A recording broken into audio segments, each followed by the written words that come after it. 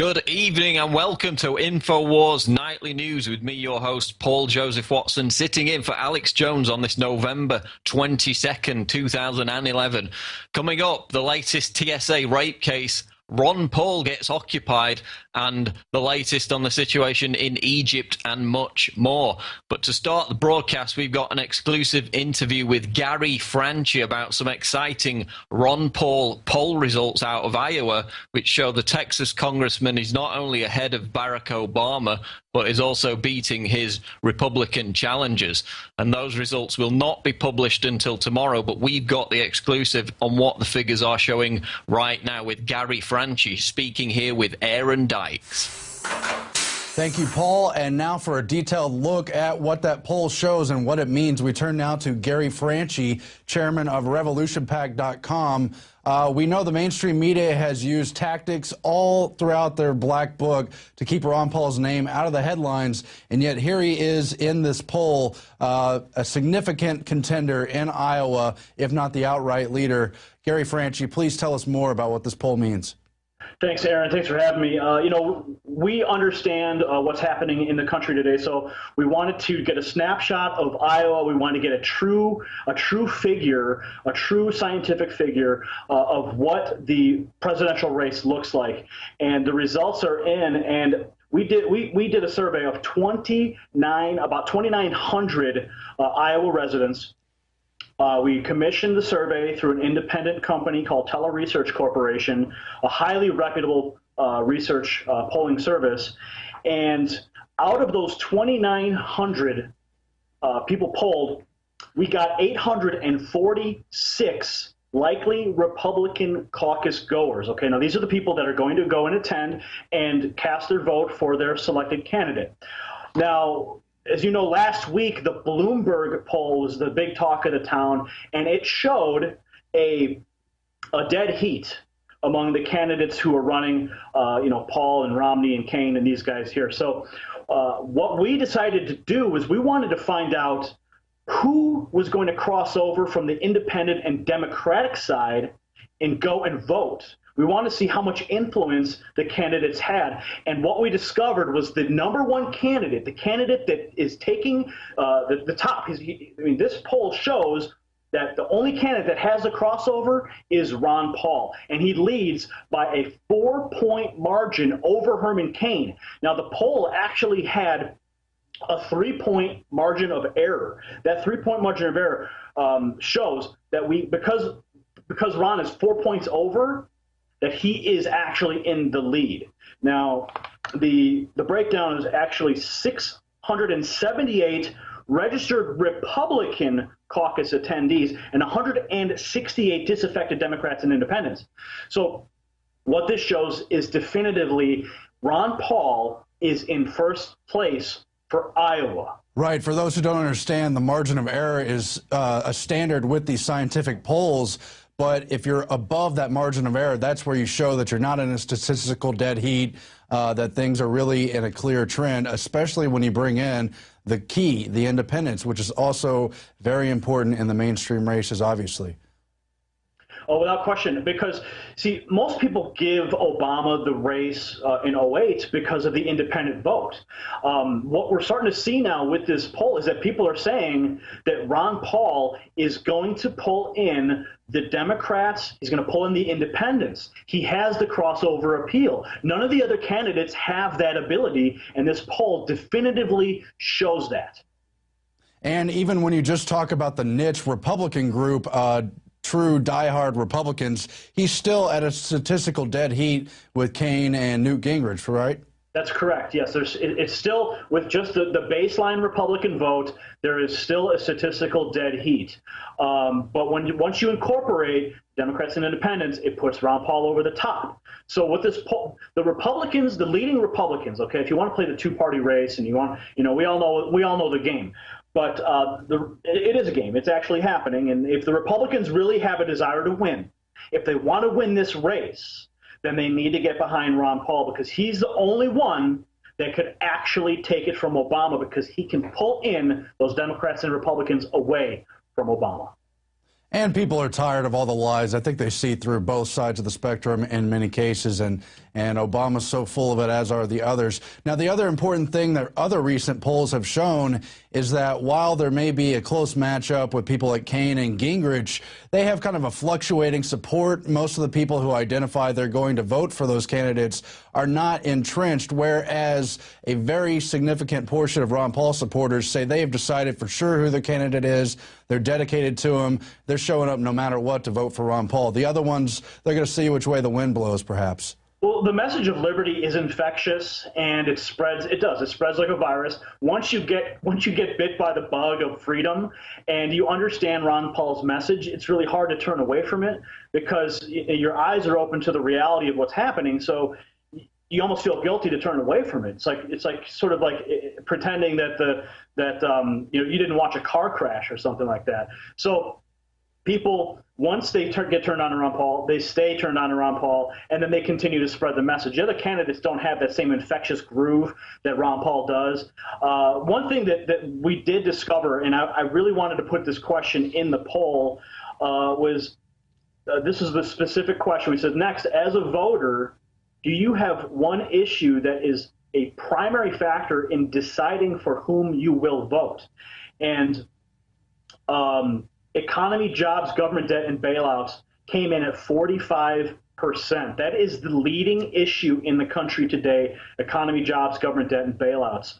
Now, the following question, another clinching question that really shows what is happening in the country and where the temperature of freedom is. We asked, which of the following do you feel pose the greatest threat to your long-term peace and national security? Please select one of the following. Now, we asked about China, revitalized Russia, North Korea, Iran, and interventionist foreign policy. Interventionist foreign policy came in at 27%. 27%. It came in at second place.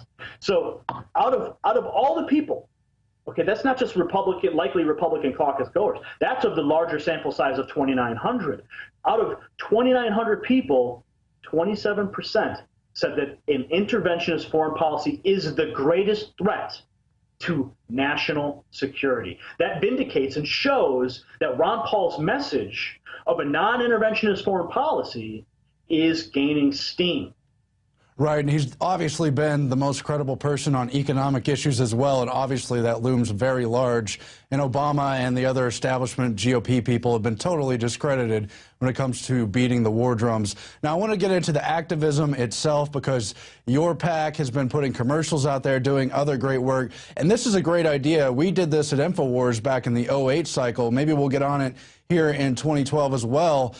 People can commission polls. They can do other things to bring attention to this candidate or any issue when the mainstream media is obviously dedicated towards keeping his name out of the papers and so forth. The polls themselves are scientific, and you could simply hire out the crews who know how to do this, but if they don't put Ron Paul's name in the question, he's not going to show up in the statistics. Yet here he is leading the pack by 4 points. Newt Gingrich and Herman Cain at 21 and 20% respectively. The other candidates far further down. Mitt Romney only at 15% here in this poll with, 5 weeks to go till Iowa, January 3rd? Yeah, and you want to talk about the activism. The thing about the Revolution PAC, as I spoke to you guys earlier on the show today, is that we have a significant advantage that a traditional presidential campaign has. As you know, presidential campaigns do have a campaign donation limit. We do not. And people can support us at revolutionpac.com. We have in the works the possibility of doing another poll in the future. But our big dream, this is the big dream where we need people to step up to the plate. We have revolutionary internet marketing technology, stuff that has never been seen before, that can be deployed, that can change the entire game. Not just internet marketing or internet advertising technology, but we also have the ability to blanket the states of Iowa with television ads, billboards, bus stops. I mean, everywhere you look, if you give us the contribution, we can make it happen. We can put Ron Paul's name everywhere, and there will be no way that he can be denied. We're going to keep Ron Paul in the frontal lobe of the people in Iowa, of the people of New Hampshire, and we need your support to do that at revolutionpac.com. Well, there's no doubt that the message is getting out there, but I agree, people don't need to stop. Even if he doesn't get the nomination, he can run in as an independent, or even if he doesn't, we still need to get the message of liberty out there, because what he really represents are those important issues. I think just for reference, they wanted to show the Zogby poll that Infowars commissioned in 2008. That was an interesting one. It was at a time when Ron Paul really didn't have the kind of recognition name-wise that he now has. Now almost everyone knows who Ron Paul is. At the time, we did a blind bio, as they call it, with, you see, candidate A is a 10-term congressman from a large southern state, goes on to describe them, and Ron Paul did very well in that when it wasn't a name game. At the same time, we had to rewrite questions like Mitt Romney's blind bio because they were openly putting heroics in there and loaded words and buzz terms that cause people to trend towards the manufactured candidates. It's just an interesting study on polling in general. Your final comments, Franchi. Aaron, what I wanted to point out, I'm glad you discussed the buzzwords in polls. What we did in this poll is we made it totally dry, totally generic, no buzzwords.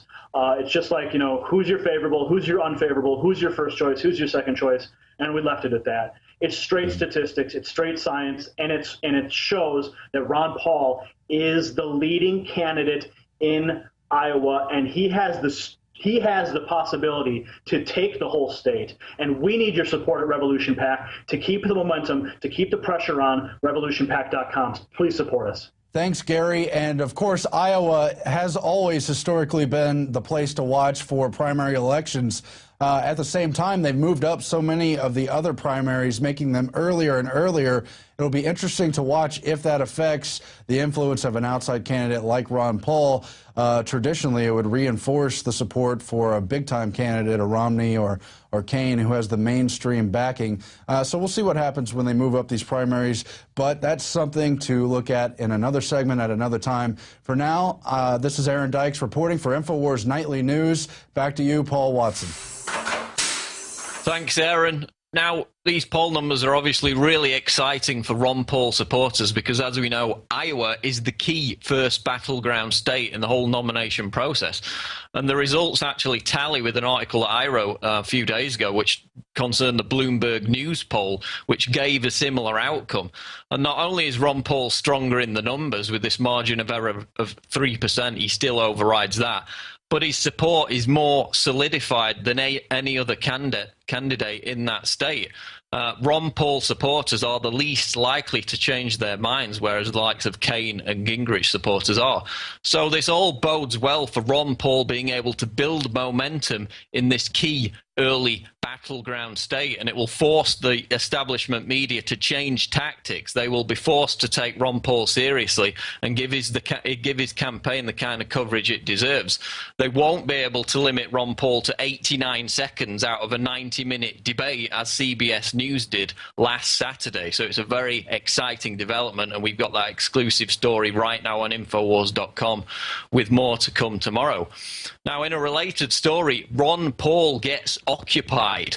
A Ron Paul town hall event yesterday was disrupted by Occupy Wall Street protesters who interrupted his speech to proclaim that they were the 99% while complaining about the criminals on Wall Street.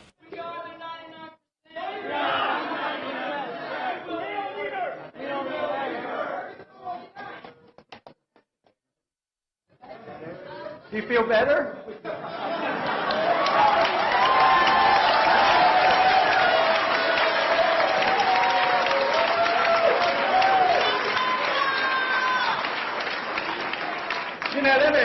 Let me address that for a minute, because if you listen carefully, I'm very much involved with the 99. I've been condemning that 1% because they've been ripping us off for the 50%. So we need to sort that out. But the people on Wall Street got the bailouts, and you guys got stuck with the bills, and I think that's where the problem is. As Steve Watson writes on Infowars, it's not exactly clear whether the Occupy sympathizers were taking issue with Ron Paul's campaign or simply using the event to get publicity. Some did appear to be shouting